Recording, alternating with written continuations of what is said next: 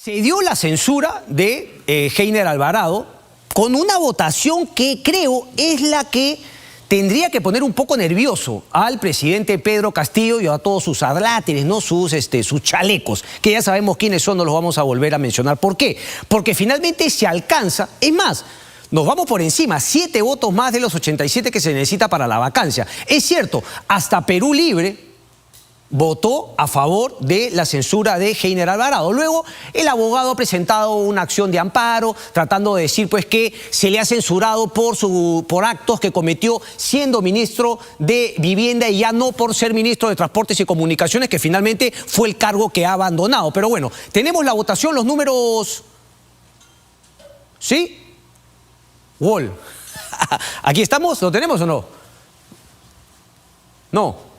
Ahí va. Suéltamelo antes mientras voy hablando, no esperes que te lo pida, pero bueno, ahí va. 94 votos a favor de la censura, decía Perú Libre votó a favor y Vladimir Cerrón le recontramandó un mensaje. Se lo había mandado también, ojo, el día lunes con la elección de José William Zapata como presidente del Congreso de la República. Por eso me parece importante hacer hincapié en esta situación. Claro, ya sabemos pues que no es un tema de principios, es finalmente una cuota de poder. Cada cierto tiempo, Vladimir Cerrón le manda un mensaje al presidente diciendo: dependes de mí, sin mí no vas a tener la presidencia del Congreso que tú quisieras. Pero déjenme analizar un ratito cómo se movieron los votos para el tema de la censura a Heiner Alvarado. Fuerza Popular, ahí están los 22 votos. Perú Libre, con 10 votos a favor, solamente 1 en contra, y 3 dijeron, bueno, abstenciones. Pero la orden fue clara, lo había dicho Vladimir Cerrón incluso en un tuit inicialmente.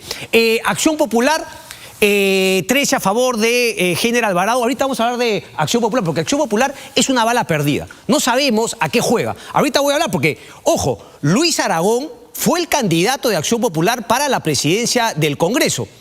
Y sin embargo, digamos, se dio una pelea al interior de Acción Popular. Luis Aragón, como lo dice Fernando Vivas en una columna el día de hoy, era claramente el candidato del gobierno, en primera y segunda vuelta. No así el señor Guido Bellido, que era el candidato que quería imponer Vladimir Cerrón. Alianza para el Progreso 9-0.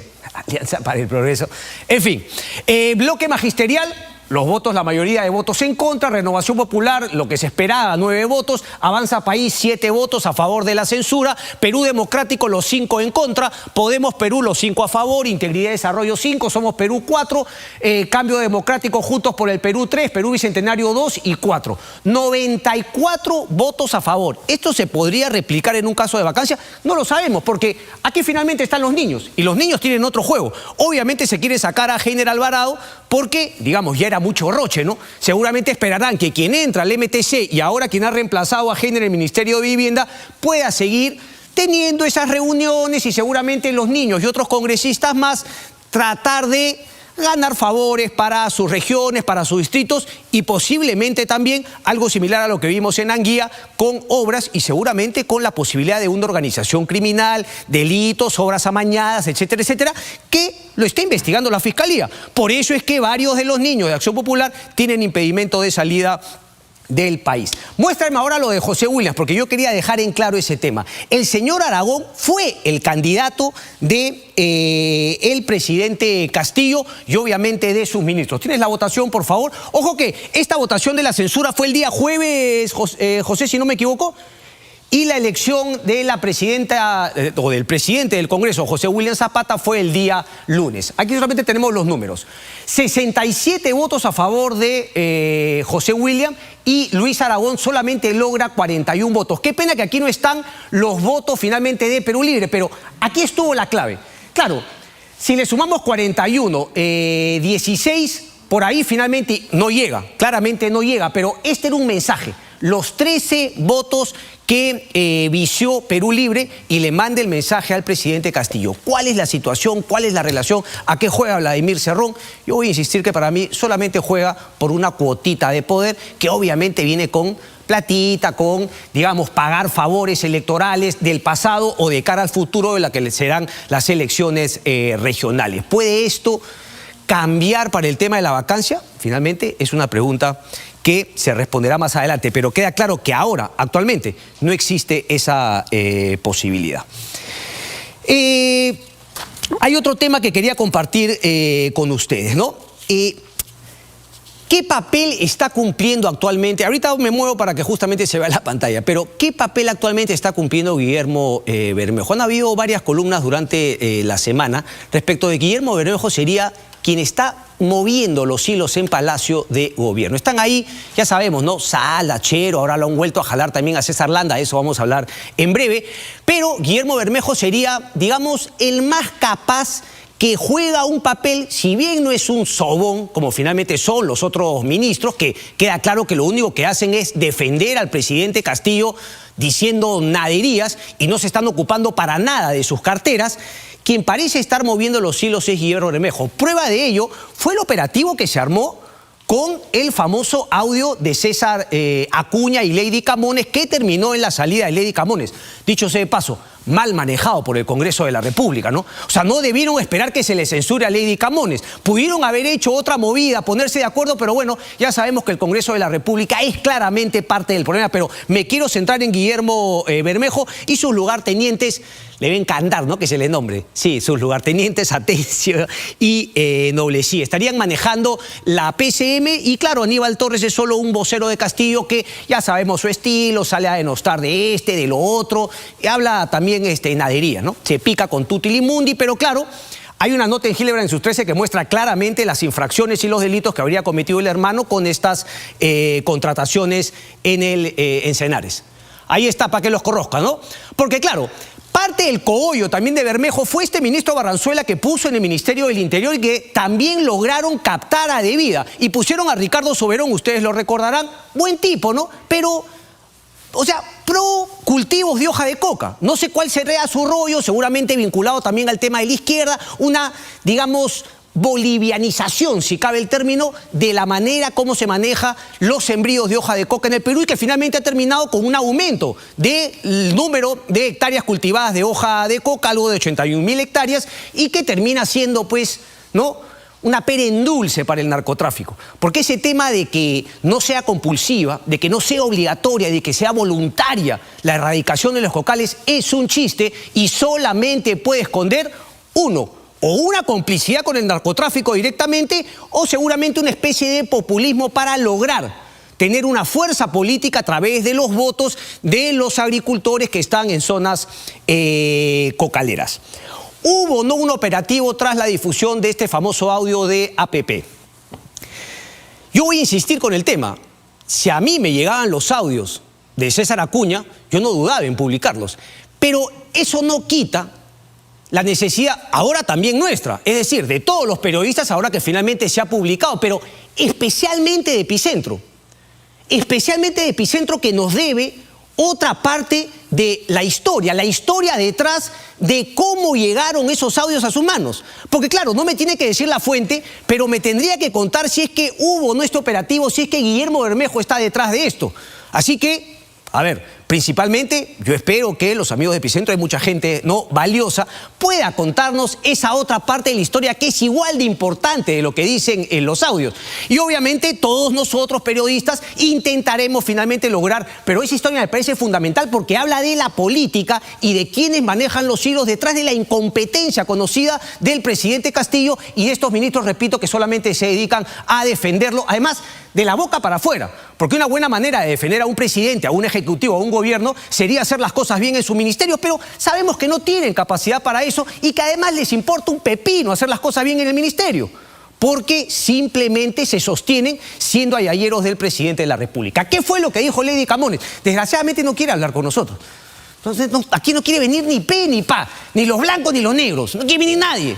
En fin, será por algo, ¿no? Algo bueno estaremos haciendo finalmente.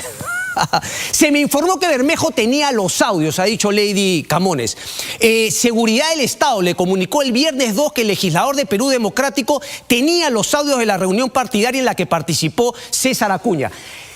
Técnicamente, todos los informes, ¿no?, los expertos hablan de que habría sido efectivamente, ¿no?, Heidi Juárez. Ella lo niega. Y Bermejo, ¿ustedes qué creen? Claro que lo niega, pues ¿qué te va a decir la verdad? Pero habría sido, y esto es justamente importante corroborarlo con seguridad del Estado, porque esto ha sido una declaración de Lady Camones. Algo más tendría que decir seguridad del Estado al respecto. Pero claro, quizá no es un tema que competa a la seguridad del Estado, sino es un tema netamente periodístico y netamente político. Vamos a tratar de investigar en ese tema, pero esa sería la situación. Si Bermejo los tenía, ¿cómo así le llega a un medio periodístico? Pero repito, independientemente de eso, a mí me parece completamente valiosa y legítima la publicación. Creo que ha sido importante para alguna gente que todavía no entiende, ¿no?, de qué va César Acuña y Alianza para el Progreso. Creo que ahora está mucho más claro, pero sigo insistiendo en la importancia de la historia detrás de esos audios. El otro tema. Susel Paredes ha dado una entrevista también en el diario Correo esta mañana, ¿no? Porque yo quiero hablar claramente el tema del adelanto de las elecciones. Mucha gente se ha puesto en el plan que adelanto de las elecciones es un tema caviar. ¿A mí qué me importa si es que finalmente unos le ponen el cartelito de caviar o no? Aquí la importancia sería finalmente salir de esta crisis política. Y para mí, desde mi punto de vista, la importancia sería un adelanto de elecciones y con los cambios, con las reformas importantes que podría darnos una mejor situación. Ahora, el tema de la vacancia es excluyente con el tema del adelanto de elecciones para nada. Podría darse incluso que comienzas a trabajar el tema del adelanto de elecciones en el Congreso de la República y en paralelo en algún momento se logran los 87 votos para el tema de la vacancia. Esto no es golpismo ni mucho menos como se quieren defender algunas personas en el gobierno. Ya lo hemos visto anteriormente con Aníbal Torres y estos ministros de los que siempre hablo, pero prefiero evitar decir su nombre. Entonces, esto por ejemplo del tema de el amigo Cabero, ¿ok? Creo que también Pati Juárez y otras personas de Fuerza Popular, de decir que el adelanto de elecciones no diluiría la responsabilidad del presidente. Aquí la verdad es que parece que no quieren perder sus joyerías, no quieren perder su curul. Hablan finalmente no del sacrificio, de lo mal que nos está yendo, pero hay congresistas que simplemente no quieren dejar la mamadera. Y claro, algunos me dirán, pero hay gente que ha ganado más plata que lo que gana en el Congreso de la República. Eso, hay mucho más que solamente el dinero para una persona que llega al Congreso de la República. Es la posibilidad de tener un voto representando a esas personas que te llevaron. Son 130 congresistas que pueden lograr cambiar las leyes, cambiar las reformas o no hacerlo por intereses subalternos. Entonces, ese tema del dinero no termina siendo lo único, pero lo que queda claro es que nadie se quiere ir y nadie quiere sacrificar. Repito, el adelanto de elecciones no es excluyente del tema de la vacancia. No nos dejemos vender esa tontería que no es cierta. No es cierta, para nada. Se ha discutido en la Comisión de Constitución del Congreso. Keiko Fujimori dijo que estaba a favor, pero finalmente los actos de Fuerza Popular dicen lo contrario. Claro, en este caso están, digamos, en la línea opuesta de lo que yo pienso, pero si así fuese hasta saludaría, si es real, ¿no?, que la lideresa, Keiko Fujimori, diga una cosa y que en el Congreso su bancada diga otra. Ojalá si fuese finalmente más seguida y empiece nuevamente, digamos, no a discutirse el liderazgo, sino a ver democracia y de que no hayan pues estas figuras políticas que simplemente dicen, ay, nuestro caudillo, nuestro líder natural, por lo tanto nosotros nos ceñimos a esa persona. Pero bueno, en este caso Keiko dijo el adelanto de elecciones, pero en el Congreso de la República no es. Claro, y ahí están, como repito, se quieren quedar los 5 años en el gobierno. Además, Eduardo Arián lo dice también en una entrevista el día de hoy en La República. Es una locura creer que si tú vacas al presidente Castillo, la gente se va a quedar muy tranquila diciendo, ah, bueno, que se fue Castillo, pero los congresistas se quedan. Eso no va a pasar. Eso no va a pasar. Por eso yo termino pensando que en verdad es un detente, ¿no? Es un, digamos, mantener el status quo, pero levantando la cabeza y dándote la de oposición, de que finalmente hay que sacar al presidente, la democracia, el país está yendo al garete. Nada de nada. Nos quedamos todos, parece ser la consigna en el Congreso de la República, desgraciadamente. Hay un tema que está pasando piola, está pasando desapercibido, que es una casación presentada por la defensa de Ollanta Humala ante la Corte Suprema. El tema de fondo es, ¿son o no delitos de lavado de activos los dineros que recibió Ollanta Humala previa a su elección como presidente por la empresa Odebrecht? Ponme por favor ahora la nota. ¿Son lavado de activos? ¿Es lavado de activo haber recibido ese dinero o se trata simplemente de una falta que ahora sí está tipificada? Que es una falta, digamos, electoral, ¿no?, del financiamiento de campaña. Repito, ahora está tipificado, antaño no significaba un delito. Un delito menor, si se quiere, administrativo, pero hay una multa, anteriormente no la había. El tema del pitufeo, que todos los partidos políticos lo han hecho. El titular es este de Hildebrand y sus 13 la semana pasada. Se caen procesos contra Keiko y los Humala. Inminente decisión del juez César San Martín los libraría de la acusación de lavado de activos. A ver, nuevamente, desgraciadamente la nota de Hildebrand y sus 13 me parece que recoge únicamente la visión de Batman y Robin, ¿no? Rafael Vela Barba y José Domingo Pérez. Un lloriqueo de Rafael Vela Barba, un lloriqueo de José Domingo Pérez, y ahora, eso es justamente lo que más llama la atención, ¿no? Este quiebre del equipo especial Lavajato con, no me gusta poner este adjetivo, pero sí vamos a decirlo, este grupo progresista, caviar, le llaman algunos, que era pues, ¿no?, IDL, sobre todo IDL Reporteros, que además era el mayor beneficiado de las filtraciones. Ojo, en un momento IDL Reporteros, y yo siempre lo he dicho, IDL Reporteros sacaba su información de, digamos, los nexos que tenía con la Procuraduría en Curitiba, en Brasil. Pero posteriormente empezó a recibir información únicamente a Rafael Vela. El diario El Comercio, yo he sido muy crítico con ese tema, pero finalmente no quiero volver. Pero ha habido un quiebre absoluto entre Rafael Vela Barba, José Domingo Pérez y este grupo que antes parecía apoyarlos. La pregunta es si ese quiebre tiene nombre propio y es César San Martín. Rafael Vela Barba parece saber que su caso se podría caer. Rosa María Palacio lo dijo más de una vez, lo repito, esto no es lavado de activos. Se lo dijo a Rafael Vela y Rafael Vela en una entrevista, me acuerdo, en Radio Santa Rosa, se iba por aquí, se iba por la tangente. Claro, en ese momento él era Batman. Y finalmente Robin estaba ahí también. Entonces todo el mundo era, no me ataques a Rafael Vela, el que ataca, el que cuestiona, el que critique el acuerdo de colaboración eficaz con Odebrecht, le está haciendo el juego a la corrupción. Decían todos esos chupes, ¿no?, que normalmente hay, ¿no?, y que no tienen una capacidad crítica, porque en este país tendemos a crear héroes. Es decir, cuando uno está en el pico de la ola, es un héroe, no falla nunca, no, es infalible, es un dios. Y súbitamente de héroe pasa pues a cualquier cosa y ahí sí todo el mundo lo chanca. Yo prefiero una visión caso por caso respecto de hechos fundamentales. Y lo que me quedaba claro es que el acuerdo de colaboración eficaz podía funcionar si es que se aplicaba bien. En ese momento yo fui muy crítico, sigo siendo crítico. Y además se dijo, señor, la figura de lavado de activos puede no probarse. Pero claro, Rafael Vela Barba, en un operativo cuasi político, como muchos lo han criticado, defendiendo los intereses gracias a su amigo, al abogado de la empresa Odebrecht, su yunta, su ADU, lo que querían era un poco salvar a Odebrecht y todo lo demás era humo. Y obviamente una intencionalidad política de meter también en el tema a Keiko Fujimori con el tema del lavado de activos. Solamente un detalle.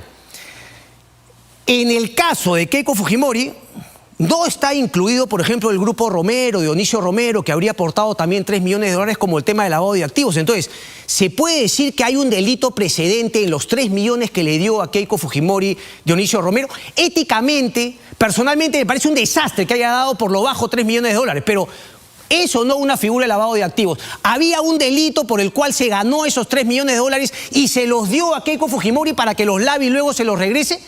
Entonces, Rafael Vela empujó esta figura con José Domingo Pérez sabiendo que se le podía caer y ahora hay la posibilidad de que se le caiga. Ha hablado con César Caro, ha hablado con otros abogados y sostienen que esa posibilidad es real. En el caso de Ollanta Humala, ojo, que el caso que se está viendo es el de Ollanta Humala, pero es por añadidura, pues no. Finalmente se siente un precedente. Si es que cae el caso Humala, también caería el caso Keiko, por eso es que justamente tiene esta portada, se caen procesos contra Keiko y Humala. Y en el caso de Humala es más llamativo todavía. Porque yo en mi programa de radio, una humilde tribuna, se le decía una y otra vez, anda por el tema del Club de la Construcción. El exministro de Transportes y Comunicaciones, Carlos Paredes, que había declarado, habían pruebas, habían colaboradores, pero ese caso no ha avanzado. Germán Juárez Atoche no ha avanzado con ese caso que claramente eran coimas. A Nadine Heredia, Ollanta Humala, ustedes recordarán estas dos personas que tenían la empresa que se encargaban de cobrar el dinero, un porcentaje de las obras que entregaba Provías Nacional y Provías descentralizado en el Ministerio de Transportes y Comunicaciones. Entonces, mi punto es ese. Y además, Rafael Vela está utilizando mentiras, porque César San Martín no es santo de mi devoción, pero una sala suprema no tiene solamente un juez. No es que César San Martín va a convencer a todo el mundo. ¿Dónde quedan los otros jueces? Entonces es importante para mí tratar de comunicar que no caigamos en esta mediocridad, este cacacenismo de convertir héroes y de ahí olvidarte. Señores, seamos más críticos, más analíticos. El caso venía mal. Rafael Vela no hablaba y todo el mundo, sí señor, sí señor. Esta decisión la tiene que tomar la Corte Suprema. Si dice que son lavado de activos, bueno, así será. Si dice que no lo son, se demostrará la incapacidad, la ineficiencia de la Fiscalía Lavajato y se quedará claro también qué partido jugó. Porque lo único que ha logrado la Fiscalía del caso Lavajato, lo único, es dejar libre de polvo y paja a Odebrecht, con sus millones y con todos sus funcionarios libres de polvo y paja viviendo en Brasil con la plata que nos han robado. Porque todo lo demás es bururú. Totalmente. Así que en la Corte Suprema hay 4 jueces. A mí no me gusta César San Martín, pero serán finalmente 5 jueces los que decidan respecto de este tema de la deuda activa. Entonces, no me quieras llorar, no me hagas fufuya, ¿no? Encara el proceso que seguiste, las decisiones que tomaste y no vengas con argumentos de que, ay, no lo recusó, ay, porque la agenda, etcétera, etcétera. Debió recusarse César Martín quizá, pero repito, esto me parece una simple protección para la posibilidad de que todo el trabajo de Vela Barba y José Domingo Pérez se caiga.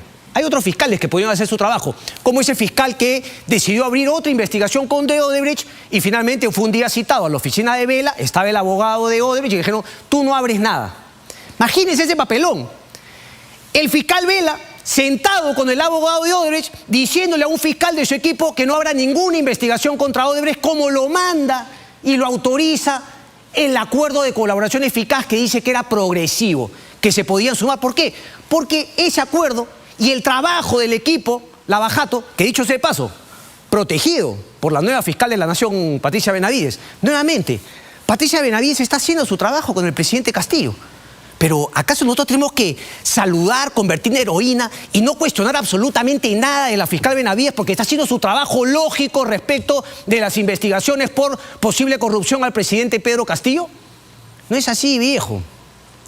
Por eso digo, no abracemos algo y lo quieras no soltar y decir, bueno, todo esto es bueno. Esa es justamente la tibieza que yo critico. Cuando uno se para en el medio y cuestiona y critica cada acto, esa no es tibieza. Tibieza es que fácil, no hay. Rafael Vela es mi héroe. Todo lo que dice él, sí señor. Todo lo que dice mi líder político, sí señor. Analicemos caso por caso. Y aquí termino simplemente, ¿no? Así que la fiscal de la Nación está haciendo su chamba, bien Marita Barreto, pero hay también cosas que corregir. A mí me sigue pareciendo muy raro y además una mala movida haber cambiado a la fiscal que manejaba el caso de su hermana. Pero obviamente hay voces interesadas. El señor Víctor Cubas, ¿no? Cruz Silva de IDL, otros periodistas, ¿no? Que siguen con la cantaleta, pero tienen una intención detrás. No es amor a chancho, porque claro, en su momento, cuando eran sus fiscales amigos, todo bien. Todo bien, todo excelente. Entonces, ese doble rasero me parece que es importante de dejarlo en claro. Ahora, solamente para terminar. Finalmente, para el caso de la hermana de la fiscal de la Nación, la pelota está en manos del fiscal Uriel Terán. Él va a ser el que nos va a demostrar si es que la movida fue correcta o no de la fiscal de la Nación. Es decir, cambiar a Bersabe Revilla. Él tendrá finalmente que empujar el caso, porque no es tan cierto que cuando se pasa la investigación preparatoria que la ve un juez, la Fiscalía ya no hace nada. La Fiscalía sigue impulsando el caso una vez que se pasa investigación preparatoria. La investigación preliminar, es cierto, solamente lo hace la Fiscalía sin una revisión ni fiscalización de un juez. La preparatoria ya entra el juez, pero sigue siendo el fiscal quien debe empujar el proceso, quien debe mostrar las pruebas, quien debe convencer al juez de la culpabilidad o inocencia. Es más, hasta podría desistirse todavía de la investigación. Así que no es tan cierto lo que dijo la fiscal de la Nación. Así que vamos piano, piano. Un tema final. Vamos con Claudia Dávila, ¿no? Claro, porque seguramente dirán, ¿quién es Claudia Dávila? ¿Quién es Claudia Dávila? Bueno, Claudia Dávila desgraciadamente acaba de cometer un acto que del saque la descalifica como una ministra que podía, digamos, preocuparse de su nuevo cargo en el Ministerio de la Mujer, de preocuparse de sacar adelante todos los problemas que efectivamente tienen las mujeres en nuestro país. Más allá de, yo siempre he dicho, ¿no? Como le gustan a algunos utilizar, ¿no? La instrumentalización del tema de la mujer para fines políticos. Lo he demostrado 1000 veces aquí, como cuando ¿no? golpearon y masacraron a unas señoras, creo que fue en Trujillo, en Patás, en La Libertad, y nadie dijo nada del feminismo, absolutamente nada. Es decir, todo uso político. Bueno, ¿qué ha pasado con la ministra Claudia Dávila? Que se ha dejado imponer. Es decir, su primer acto importante como ministra ha sido que se ha dejado imponer a Beder Camacho como asesor en su ministerio. ¿Ustedes creen que la señora Claudia Dávila, digamos, vio el currículum vitae y encontró una serie de ventajas que Beder Camacho le podía aportar en su Ministerio de la Mujer? Por favor, una pena. Lo digo a priori, ¿no? Claudia Dávila, desgraciadamente, perdió toda credibilidad con este único acto. Haberse dejado manipular lo que parece ser un premio a Beder Camacho por su silencio. Salió de Palacio de Gobierno, pero encuentra cobijo en el Ministerio de la Mujer. Y lo último, César Landa, ¿no? Como bien ha dicho César Campos en su columna el día de hoy, ¿no? Landa ha vuelto con la sonrisa de un pusilánime. Y es cierto, César Landa, nadie entiende por qué salió, por qué lo sacaron, nadie habló con él, lo maltrataron, lo humillaron, se enteró por terceras personas que lo habían sacado, entró Miguel Ángel Rodríguez Mackey, renunció Miguel Ángel Rodríguez Mackey y César Landa no tuvo reparos en volver, con el rabo entre las piernas. Y el otro dato que comenta Fernando Vivas el día de hoy es que justamente quienes habrían generado el retorno de César Landa han sido este grupo, ¿no? Los defensores. Salas, Chero, Roberto Sánchez. Lo que podría parecer entonces que los voceros oficiales, oficiosos, los voceros. Estás con la chipa, José, por favor. Sales al aire, son voceros, sí, por resolución, ¿no? Como si nadie hubiese sabido. Claro, imagino que lo han dicho para que ya no se vea tan rochoso que de lo único que hablan es de defender al presidente. Los voceros de la presidencia. Un ministro tiene que ser vocero de su cartera. Porque vaya que hay trabajo en esas carteras, ¿no? En justicia, en comercio exterior, en la presidencia del Consejo de Ministros. Pero bueno, ahí César Landa ha vuelto y vamos a ver si es que se convierte también en oficioso chaleco. Ha viajado a Nueva York, dicho sea de paso, con la esposa del presidente Pedro Castillo, quien sobre ella pende todavía una audiencia para revisar el pedido de impedimento de salida del país, pero parece que el juez canceló, suspendió una fecha y a partir de ahí nada, y la señora Lilia Paredes está ahora en Nueva York. Hay otros temas algunos temas más que vamos a tocar del editorial, pero ahorita vamos a entrar, para mí, un tema fundamental que podría justamente alcanzar al presidente de la República con una situación más gravosa en su situación, no solamente judicial, sino también política, y es que cada vez hay más pruebas, más elementos respecto de la obstrucción a la justicia que viene cometiendo el presidente Pedro Castillo y su entorno más cercano. El último acto, digamos, si se quiere, ¿no? Uno de los más comentados últimamente ha sido este pedido de sacar a Harvey Colchado del equipo que pidió Marita Barreto en la Fiscalía. Primero, que en un allanamiento, ¿no? Habría incumplido, se habría puesto... Está escaldado el amigo... ¿Cómo se llama el amigo? Eduardo Pachas. Eduardo Pachas le sale, no sé, le comienza a salir pus cada vez que le hablan de Harvey Colchado. El hombre tiene pesadillas. Y Pedro Castillo también parece estar bastante preocupado porque con Harvey Colchado se han logrado varias cosas. Así que han pedido que se le saque del cargo, le han abierto investigaciones en la Inspectoría de la Policía y Harvey Colchado con sus abogados, a la limón, está Luis Naldos y también Luciano López, han presentado una acción de amparo y están trabajando diligentemente para evitar este hostigamiento contra Harvey Colchado. Luis Naldos, abogado del coronel Colchado, está con nosotros esta noche. Doctor, adelante. Muy buenas noches. ¿Qué tal? Adelante, por favor. Doctor, a ver, gracias por estar con nosotros, primero que todo. Cuénteme un poco cuáles son estos, si nos puede hacer digamos, una aclaración de cuáles son los actos de hostigamiento exactamente contra el señor Harvey Colchado de parte del presidente Pedro Castillo. A ver, esto tiene una secuencia que hay que entender, ¿no? Que empieza con el 9 de agosto, cuando se produce la diligencia a cargo del Ministerio Público, solicitada por el Ministerio Público y autorizada por un juez de investigación preparatoria, donde lo que se hace es el allanamiento y registro de la residencia de Palacio de Gobierno para ubicar a la señorita Jennifer Paredes, ¿no? Producida esta diligencia, se produce una reacción pública, ¿no? Como bien ha señalado el abogado Pachas, ¿no? Que finalmente termina el día 24 de agosto interponiendo una denuncia anti-inspectoría contra el coronel Colchado. Coincidentemente, ese mismo 24 de agosto, por una nota de inteligencia, recoge un anónimo en una cadena de WhatsApp, una denuncia anónima en una cadena de WhatsApp, donde se dice que forzadamente, ¿no?, se le trata de vincular al coronel Colchado con un supuesto autosecuestro y desfalco que no se le atribuye a él, por si acaso, porque esto es una gran falsedad que se ha dicho, ¿no? No existe ninguna imputación contra el coronel Colchado de que él se haya autosecuestrado o que él haya defalcado a la DIAN. El mismo día... No, pero perdón, sí, para aclarar, es decir, la denuncia que recoge Inspectoría tampoco habla de Harvey Colchado, ¿o sí?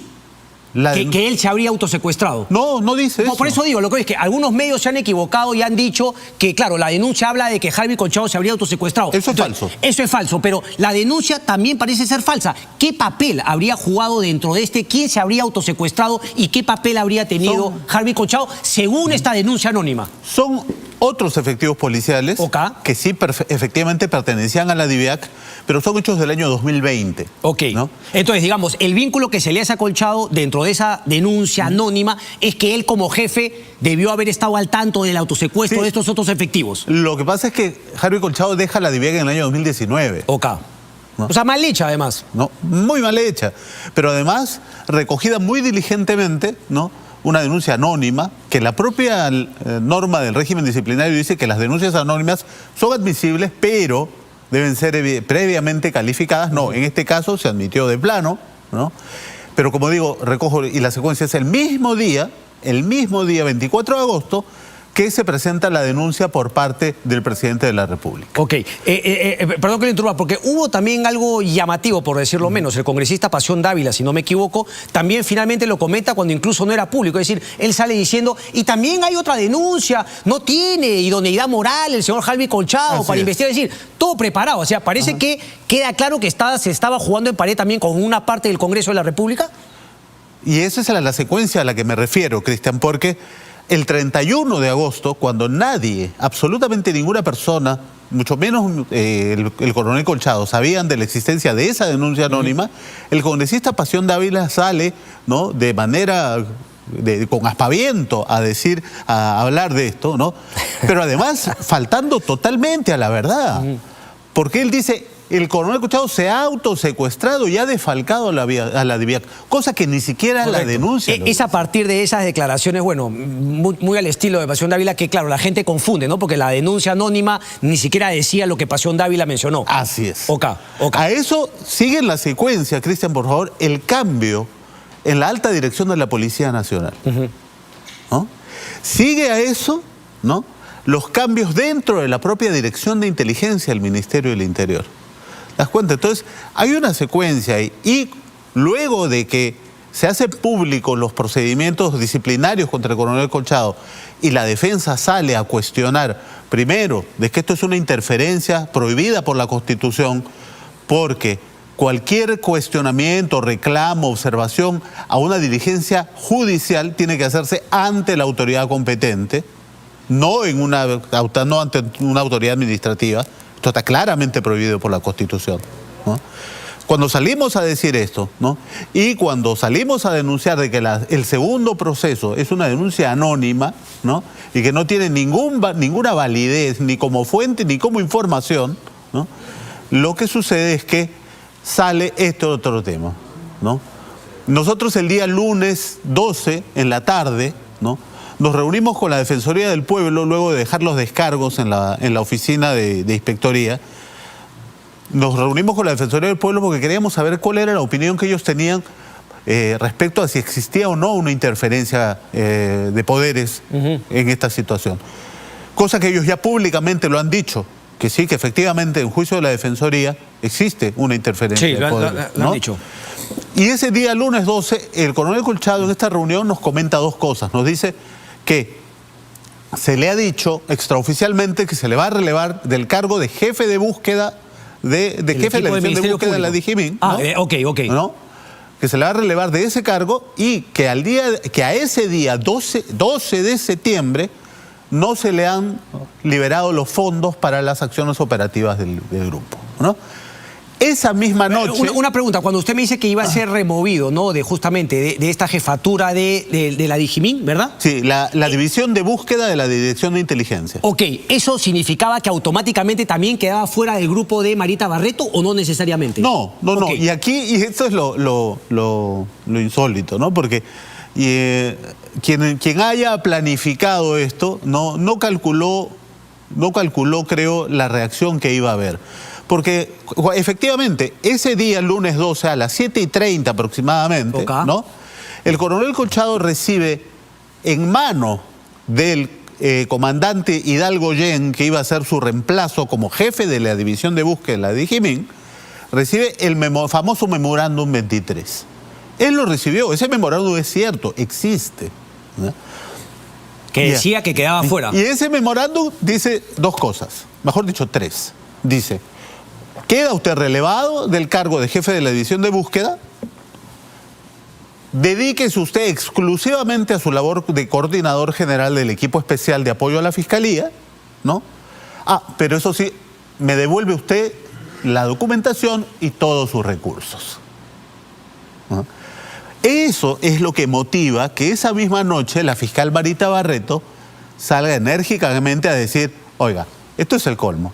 Porque acá ya no solamente una interferencia, sino que con esta disposición me lo están dejando al coronel Colchado, ¿no? Sin ningún recurso, ¿no? ¿Y qué cosa va a hacer él sentado en un escritorio? Correcto. Se van acumulando, entonces finalmente creo que ha sido bastante claro. Luego recula el Ministerio del Interior, y usted también lo habría dicho en declaraciones a diversos medios de comunicación, que es imposible que el presidente Castillo y el ministro del Interior, Willy Huertas, no estuviesen al tanto. ¿A usted le queda claro finalmente eso? ¿Se puede probar que hayan estado al tanto? Eso se probará en la investigación que la fiscal Marita Barreto ha pedido, ¿no? Cursó un oficio y la Fiscalía de turno, entiendo, ha iniciado una investigación al respecto. Esas responsabilidades tendrán que establecerse en esa vía. Lo que nosotros hemos venido diciendo que... Pero ¿no sería la fiscal de la Nación quien podría investigar si es que el presidente ha actuado directamente en una obstrucción a la justicia por la figura presidencial? Entiendo yo que si se hallan elementos como para llegar a esa conclusión, tendría que asumir competencia, ¿no? La fiscal de la Nación. Correcto. ¿No? Pero acá lo que yo quería resaltar es lo bochornoso, ¿no? Y lo burdo de la maniobra que se ha pretendido hacer. Ok, ¿por qué cree? Porque analizando también justamente, ¿no?, eso burdo, eso bochornoso, es que inmediatamente recula el ministro Willy Huerta y finalmente dice: no, eso yo no he estado al tanto, no he sido yo, incluso, no, justos pagan por pecadores, corta algunas cabezas de personas que finalmente también habían simplemente firmado porque les habían dado la orden, y claro, por el escándalo, al final se tiran para atrás. ¿Cuál cree usted que fue finalmente la razón? ¿Acaso eso hubiese sido una prueba contundente de esa obstrucción a la justicia que podría complicar aún más la situación judicial del presidente Pedro Castillo y también quizá políticamente? Claro, porque acá hay que tomar, digamos, tomemos por un segundo la hipótesis, la versión oficial de los hechos. El ministro no sabía, sí. El viceministro no sabía, el director de inteligencia, Whitman Ríos, inicialmente salió a decir que no sabía, ¿no? Y hasta el que firma, el coronel Sánchez Lira, que firma el memorándum, dice: esa no es mi firma. ¿Te das cuenta? Increíble, ¿no? Pero sí. Acá en AVEA, ¿no?, un colega nuestro efectivamente demuestra que no es su firma. Lo que sucede es que hay dos memorándums. Hay dos memorándums. Claro, uno que se difunde por las redes sociales, ¿no? Y que ese efectivamente tiene una firma un poco extraña, ¿no? Que no es exactamente igual al original, que sí es el que a mí el coronel Colchado me ha mostrado. Ok. Dice: este es el que a mí me dieron en la mano, y tiene la firma del coronel. ¿Quién se lo da en la mano, doctor? Como decía hace un rato, el comandante Hidalgo Yen, que es quien lo iba a suceder en el cargo. ¿Y quién se lo da a Hidalgo Yen? Eso habrá que preguntárselo, pero ahora, yo lo que he visto últimamente es que ahora sí, Whitman Ríos sale a decir, no, yo tomé la decisión porque quería poner orden, no sé, y ahora se están deslizando, como lo ha hecho la ampliación de la denuncia que ha hecho el abogado Pachas, a decir de manera, digamos, poco hábil, ¿no?, que el hecho de que el coronel Colchado use los recursos de la División de Búsqueda de Dijimín para las labores del equipo especial es una malversación de fondos, lo que implica un desconocimiento y otra vez una adulteración de la verdad que es inaceptable. Déjeme volver entonces, digamos, ¿no? Queda claro ese acto de represalia, de hostigamiento y claramente obstrucción a la justicia, pero así como ese hostigamiento podría ser catalogado como obstrucción a la justicia, quizá el más llamativo sea justamente el allanamiento en Palacio que inició con esta reacción de Eduardo Pachas y Benji Espinosa. ¿Qué ocurrió ese día? ¿Qué tiene la certeza el coronel Colchado que Jennifer Paredes estaba al interior de Palacio y que fue ayudada por gente en Palacio de Gobierno, quizá con la propia venia y autorización del presidente Pedro Castillo, para ser ocultada en Palacio de Gobierno? Y si la tiene, ¿cómo así? ¿Por qué la tiene Harvey Colchado esa seguridad? A ver, para esto hay que retroceder un poquito a lo que es el mandato judicial. Correcto. ¿No? El mandato judicial del allanamiento en la residencia de Palacio de Gobierno, ¿no?, tiene como base, ¿no?, el pedido de la Fiscalía, que no se refiere únicamente a la señorita Jennifer Paredes, sino se refería a 4 personas, el alcalde de Anguía y otras dos personas. Y lo que hacen las acciones de inteligencia y de investigación de este equipo especial es hacer los seguimientos para ubicar a las personas y saber dónde están para poder intervenirlas, ¿no? Entonces, en el caso de la señorita Jennifer Paredes... Una pausa. Lo que claramente se debió hacer correctamente con Juan Silva y no estaría ahora prófugo si es que finalmente Harvey Colchado hubiese trabajando en ese tiempo. Continúe, doctor. Entonces, en relación a la señorita Jennifer Paredes se dice, el jueza autoriza a que se haya allanamiento y registro en su casa en el distrito de Anguía. Correcto. Donde se encontraron los sellos y todo eso. O en un inmueble de Chorrillos, ¿no?, o en la residencia de Palacio de Gobierno, ¿no? Se establece que el mandato judicial dice que podía ser en esos 3 sitios.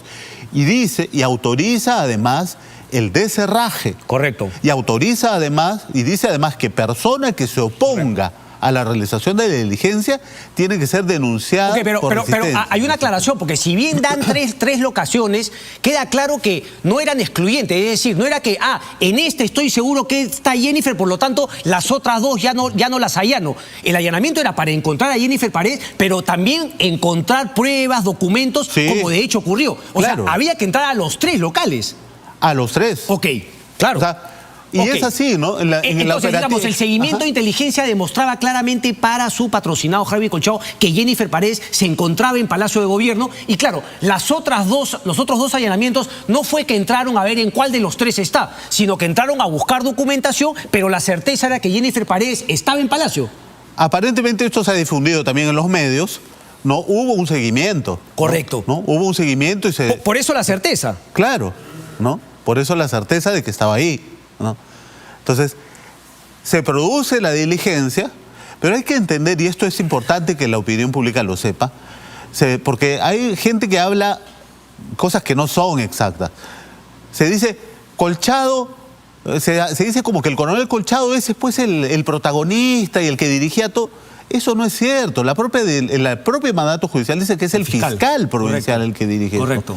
Lo que no puede, lo que parece para algunas personas difícil de entender es que el fiscal no rompe una puerta, el fiscal no detiene personas, el fiscal no sigue a personas, ¿no? El fiscal no se pone a filmar. El fiscal dirige, obviamente, quien hay que hacer el desherraje es un experto de la policía que hace finalmente esa labor. El que detiene no es el fiscal, sino un efectivo de la policía. Eso está claro. Eso primero. Segundo punto.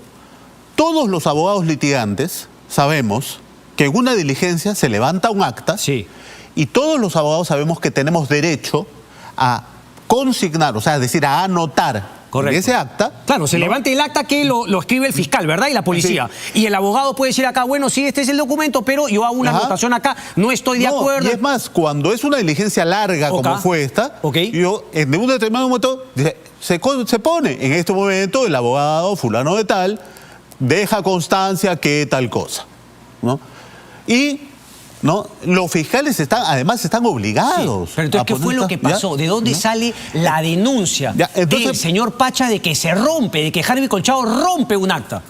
El primero con quien tendría que quejarse el señor Pachas tendría que ser con su colega Benji Espinosa. Sería al primero que él tendría que denunciar. ¿Por qué? ¿No? Porque el abogado Benji Espinosa es el que firma el acta.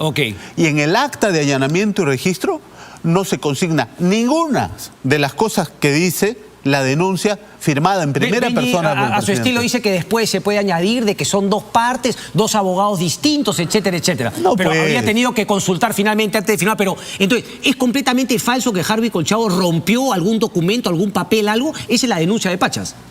Parte de su denuncia insólita que tiene, ¿no? A ver, la denuncia, te digo, está hecha en computadora, ¿no? Para que sea legible. Terminó a la 1:20 de la mañana del día martes. ¿Ya? Para hacer un acta de este tipo, mientras vas haciendo el recorrido, vas anotando, es manuscrito. ¿Ya? Y al final, eso se pasa en limpio, en un documento, se imprimen borradores y ¿ya? Estoy de acuerdo, todos están de acuerdo, todos los participantes, la ley ya no están de acuerdo, listo, firmamos, ¿no? Entonces, los manuscritos que se han ido elaborando en el transcurso de la diligencia, ¿no? Se tienen que desechar, porque el acta que queda es una sola acta que es en limpio, ¿no? Entonces, ese documento, el manuscrito, los borradores que se tengan, el borrador o borradores que se tengan de esa acta, tienen que ser desechados. Pero entonces sí lo rompió, entonces Pachas se puede haber sentido ofendido, qué sé yo. Se siente ofendido, ¿por qué? Porque él lo que pretende es incorporar en esa acta una serie de alegaciones jurídicas, ¿no? ¿No? Eso no es válido y la Fiscalía no lo permite, ¿no? Yo tengo 30 años de abogado y te puedo decir, un fiscal no te va a permitir nunca que tú le hagas argumentaciones jurídicas legales en un acta donde se deja constancia de lo que está pasando en la diligencia. Déjame hacer una pregunta. Si finalmente no hubiese sido Palacio de Gobierno, el señor Pachas hubiese defendido, digamos, a otra persona, un ciudadano, en su casa, digamos, ¿era el camino denunciar a Colchado y la inspectoría o había que quejarse con el fiscal que había dirigido el allanamiento y que había llevado a un policía con él? Quiero entender si es que, claro, el tema de ir a la inspectoría es justamente un abuso del poder de ser presidente, o sea, utilizar el poder del presidente para tratar de limitar a Harvey Colchado en la realización de sus labores. Yo creo que estos abogados saben perfectamente que los cuestionamientos a una diligencia judicial, ¿no?, solicitada por la Fiscalía se hacen en la investigación, en el procedimiento donde se han llevado a cabo. No puedo creer que no lo sepan. Lo que pasa es que ellos tratan de sacar de la sede judicial, donde vienen perdiendo sucesivamente todas sus argumentaciones, justamente por falta de fundamento, ¿no? Ellos quieren decir, no, si lo llevamos al judicial, vamos a perder de todas maneras. Entonces la policía es una manera de sacarlo. Lo llevamos a la sede administrativa. Una sede administrativa dominada por ellos. ¿Subordinada a quién? Al presidente de la República, claramente. Luis Naldós, ¿cuándo se ve la acción de amparo? Una fecha, me tengo que ir rápidamente. ¿Cuándo es que digamos, ya se presentó? Ya se presentó, lo que demore en la admisión por parte del juez. El doctor Luciano López decía que más o menos unos 10 días es lo que... Solamente quiero un sí o no, ya me voy retirando, pero si yo le pregunto, usted imagino le ha preguntado a Harvey Colchado, ¿a usted le queda claro que Jennifer Paredes estaba adentro? ¿Qué responde el coronel Colchado? ¿Que sí? Sí, que sí, claro, evidentemente. Luis Naldós, muchísimas gracias. Un placer. Vámonos a una breve pausa y regresamos, no se muevan. Gracias, doctor.